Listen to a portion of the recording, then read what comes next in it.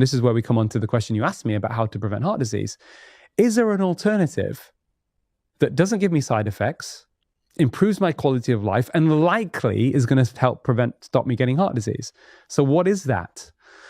Lifestyle changes. Absolutely. So 80% of heart disease is linked to environment and lifestyle. Okay. So what is the core, most important biological phenomenon in the body that leads to heart disease, which is not disputed, but it doesn't get much of a, there's no market for the message because you can't commodify this. This is an interesting thing, right? So, but it's really important information. It's called insulin resistance. Insulin is a very important hormone in the body, released by the pancreas, helps maintain blood glucose within certain ranges so our cells can function optimally, all right?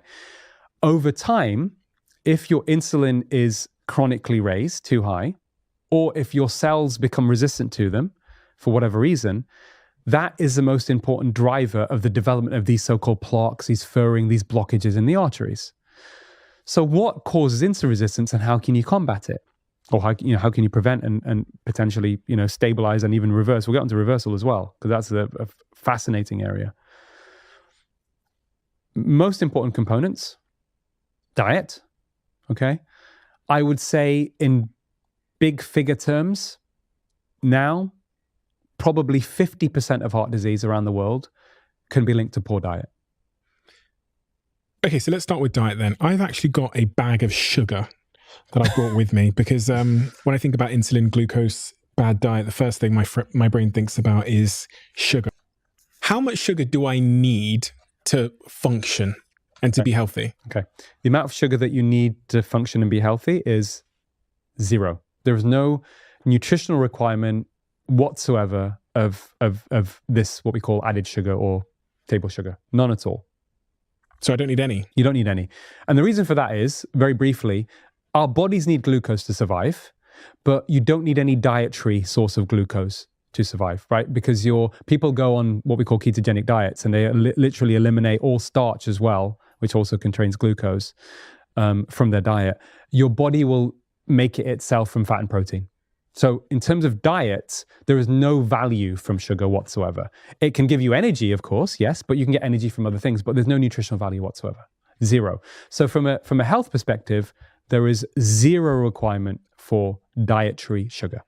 Now, the average person in this country, in America, is consuming at least 20 teaspoons. Now, when we talk about sugar, we're talking about World Health. The word they use is free sugar. So that means this sort of sugar added, right, to foods, but it also includes fruit juice, honey, and syrups. Same effect on your body. Whole fruit is fine, but if you think about it, a glass of orange juice, for example, would usually have the juice of 6 oranges. Oh, you couldn't eat 6 oranges that easily. You'd have 1 orange, for example. And there's fiber. And the fiber has a counteracting effect on terms of the way that the glucose and fructose is affected, absorbed in your body. A lot of it's to do with the rapid increase in the bloodstream of blood glucose. And that causes huge spikes in insulin. And the problem with that over time, of course, is you get chronically raised insulin and heart disease. But also, interestingly, the more rapidly you have a food that causes a glucose spike, the more quickly you're going to get a crash because insulin goes up quite quickly and it causes it to come down and it drives hunger. Yeah. So that's another problem. So the food industry, I think, knew for a long time. That's why, in America, and it may be similar here, 70% of foods purchased in the supermarket in America will have added sugar because they knew that it increases the palatability and the consumption. Of course, they're there to sell food, not look after your health. Yeah. But the thing is, a lot of the sugar that's being consumed are in foods that people wouldn't think have sugar in them. They're not the usual junk food, your cakes and biscuits and whatever else. They're in things even marketed as being healthy, low-fat foods, etc., low-fat yogurts. So could you just summarize what we have here then, in these 2 glasses? Yeah. So this is the maximum daily recommended limit by the World Health Organization of sugar consumption, after which you then start to see increases risks of disease. And this is at least, I think, what most people are consuming at the moment. Are you hopeful that there's something we can do about this at a society level? Well, I think one important step was the fact that this levy on sugary drinks definitely would have some impact, partly based upon what we learned from big tobacco. Steve, 50% of, it's interesting, crazy when you think about it now. In 1970, 50% of adults in the UK were smokers, right? We've got that down to about 17% now, but massive reduction, right? And it happened, education was important, but the real intervention that had more impact than anything else was actually taxation of cigarettes. And it had twofold effect. Of course, you make it a little bit more expensive, you know this with your business background, right? It's going to reduce the consumption, but it was a way of also increasing awareness that this is harmful. So I think the sugar stuff is ongoing. I think a lot of people have awareness on it. I think now, which is linked to sugar, and I've written about this, we need to treat ultra-processed food, which a lot of the ultra-processed food has added sugar, as the new tobacco. Right? This is more than 50% of the calories in the UK and more than 60% of the calories in the US of people's daily consumption is coming from ultra-processed foods, essentially described as, if it comes out of a packet, industrially produced, and you can read more than 5 ingredients, usually with additives and preservatives, it's ultra-processed and best avoided. And all of the research that's been done only points in one direction.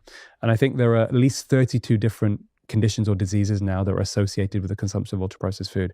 That is the major issue. So because this is a predominantly an environmental problem, right? Our food environment is saturated with this stuff. Even hospitals, Steve. I mean, the first campaign I got involved with is trying to get this stuff out of hospitals. I was like, hold on, we're treating patients with obesity-related conditions, yet we're serving them junk food in hospitals. The staff, 50% of NHS staff are overweight or obese. What's the average American's chance of ending up in, I guess causation needs to be established. Yeah, of course. And it depends what else they're having as well. But it's definitely putting them at significant increased risk of type 2 diabetes. I think the figure now in America, if I'm not wrong, is that 1/3 to 1/2 of adult Americans now are pre-diabetic.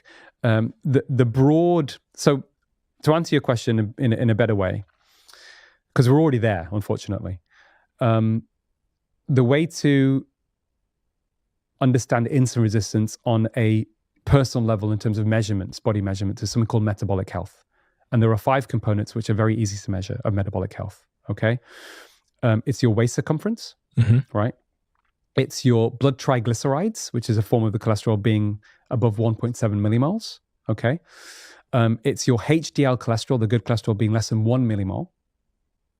It's being pre-diabetic, okay, having a HbA1c of more than 5.7%, or being pre-hypertensive. So your blood pressure is above 120/80 average. If you have 3 of those that are abnormal, you have something called metabolic syndrome, puts you at the highest risk of heart disease, and at least 50%, if not more, patients admitted with heart attacks will have metabolic syndrome. But all those 5 parameters being in the normal range, in America, only 1 in 8 adults have all of those in the normal range, and only 1 in 4 people aged between 20 and 40. Think about that for a second. So 7 out of 8 American adults will have abnormal metabolic health. If we, within a year, if we just shifted a little bit people's eating habits, and let's say we eliminated ultra-processed food, we got people to eat more nuts and seeds, oily fish, whole fruit and vegetables, it's been estimated that you would halve the death rates from heart disease globally within 1 year, from 20 million to 10 million. But I think the other thing as well is what it does, Steve, though, is it shifts the age. So instead of someone dying prematurely and having a heart attack at the age of, say, 65, they'll live to 85. So all we'll be doing as doctors is we'll be managing older people. But that's fine. We've improved longevity, we've improved quality of life as well.